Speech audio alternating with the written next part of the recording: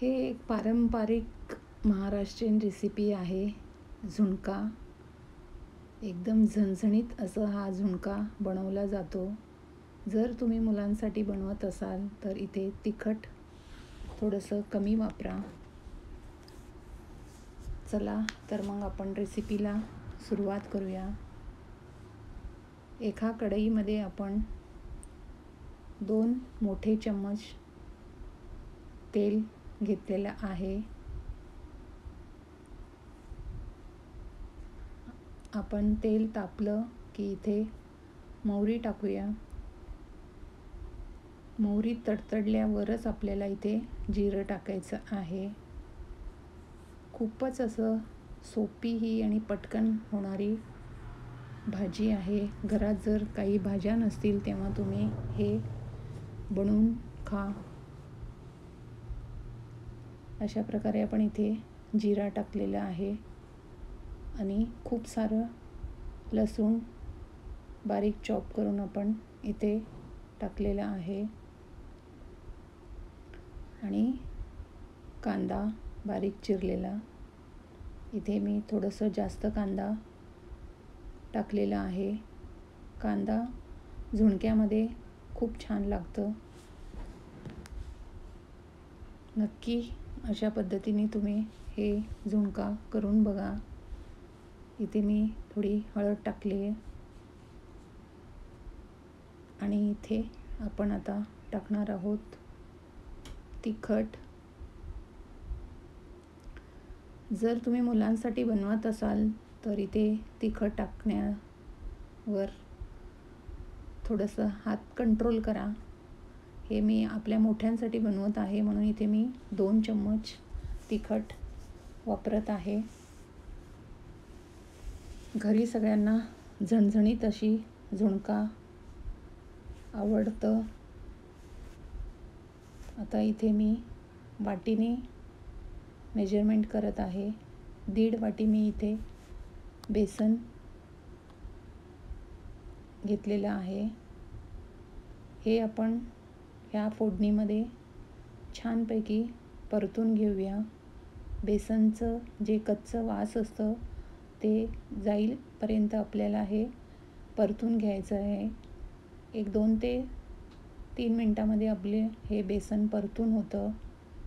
आणि इथे आपण टाकूया चवीपुरतं मीठ. छान असं मिक्स करून घेऊया.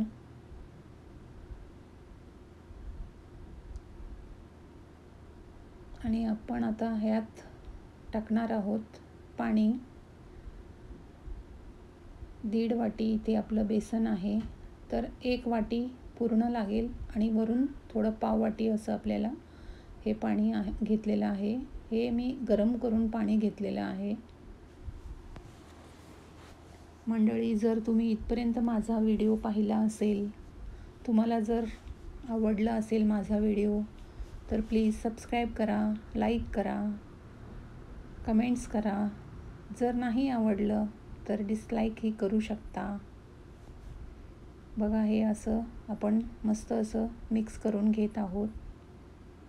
आपल्याला हे पिठल्यासारखं न बनवता झुणका थोडंसं सुखं असतं म्हणून आपल्याला हे थोडंसं पाणी टाकून आता हे आपण एक मस्त असं वाफ काढून घेणार आहोत. एक 5 ते 7 मिनटं आपण याला झाकण लावून ठेवूया. हे बघा, आता मी हे 7 मिनटं झालेली आहेत. मी बघते वा मस्त असं वाफ आलेली आहे आणि हे झुणका आपलं एकदम रेडी आहे. आपण हे फुलका, चपाती, भात कशासोबतही तुम्ही खाऊ शकता. पण ह्याचं जे कॉम्बिनेशन आहे झुणका आणि भाकर, खूपच सुपर असं अफलातून असं हे लागतं. नक्की करा. आणि आता आपण इथे वरून कोथिंबीर पेरणार आहोत. अशी मस्त एकदम झणझणीत आपली झुणका तयार झालेला आहे. आता आपण हे सर्व करूया भाकरीसोबत. गरमागरम भाकर आणि झुणका, त्याचबरोबर कांदा, शेंगदाण्याची चटणी, हिरवी मिरची, लागलंच तर घरात बनवलेली दही. खूपच छान असं हे कॉम्बिनेशन आहे.